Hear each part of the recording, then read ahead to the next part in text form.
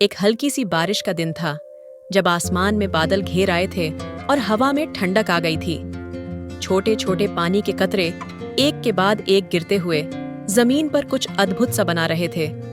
इस मौसम में मेघा अपने स्कूल से घर लौट रही थी। हर कदम के साथ उसकी सोच और भी गहरी हो रही थी। क्या वह सही दिशा में जा रही थी? क्या उसकी जिंदगी का कोई उद्देश्य था? एकाएक उसकी नजर पेड़ के नीचे पड़ी एक चमचमाती नीली छतरी पर पड़ी। ये छतरी साधारण नहीं थी, बल्कि इस पर कुछ ऐसा था जो उसे खींच रहा था। मेघा ने धीरे से उस छतरी को उठाया। जैसे ही उसने उसे हाथ में लिया, एक हल्की सी हवा ने उसे चारों ओर से घेर लिया। अचानक वह आसमान में उड़ने लगी। उसे ऐसा लगा जैसे उसने किसी नए संसार में कदम रखा हो। और फिर उसकी आंखों के सामने बदलते हुए दृश्य थे। वह वृक्ष लोक में पहुंच चुकी थी। ये शहर किसी किताब के जादुई पन्नों जैसा था। जहां पेड़ थे, वहां घर बने हुए थे और लोग पेड़ की शाखाओं पर झूलते हुए चल रहे थे। हवा में हर समय कुछ न कुछ मध्यम आवाजें गूंज रही थीं। सब कुछ नया था और अजनबी भी। मेघा ने एक पेड़ की शाखा पर एक बूढ़े पत्ते आदमी को देखा जो मुस्कुरा रहा था। उसके चेहरे पर एक गहरी समझ और पुरानी धारा की सी शांति थी। तुम यहाँ एक परीक्षा देने आई हो, उसने कहा। यहाँ हर जगह एक चुनौती है। तुम्हें खुद से मिलने का रास्ता खोजना होगा। मेघा को थोड़ा डर लगा, लेकिन फिर उसने गहरी सांस ली और आगे बढ़ी। वह जानती थी कि यह यात्रा आसान नहीं होगी, लेकिन इसे पूरा करना जरूरी था। वह उस पेड़ की ओर बढ़ी जिसके नीचे पत्तियां गिरी हुई थीं। पेड़ के भीतर से आवाजें आ रही थीं, मानो वह उस पेड़ के बारे में कुछ कह रहे हों। छतरी ने फिर मेघा को एक और जगह पर पहुंचाया और अब वह वचन नगर में थी। यहाँ कोई सामान्य नगर नहीं था। ये एक जगह थी जहाँ पर जानवर इंसानों की तरह बातें करते थे। एक उल्लू एक दुकान चला रहा था।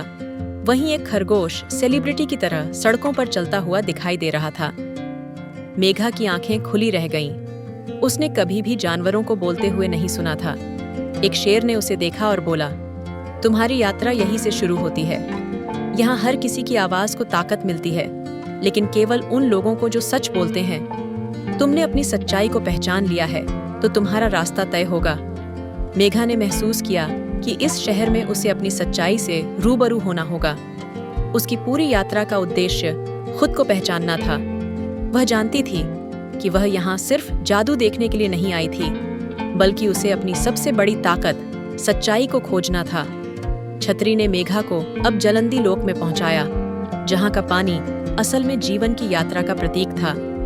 यहाँ की नदियां भी आत्म स्वीकृति का प्रतीक थीं। हर किसी को नदी में अपने आप को देखने और अपनी गलतियों को स्वीकार करने का मौका मिलता था।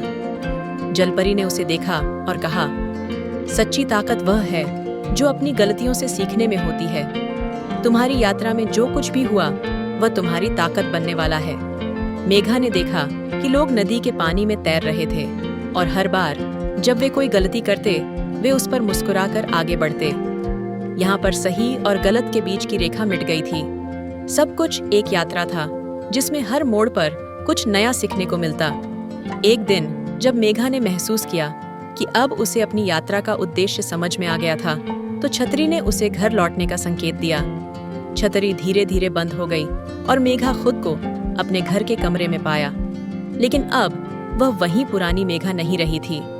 उसकी आंखों में एक नई चमक थी और दिल में एक नई यात्रा की शुरुआत की भावना थी।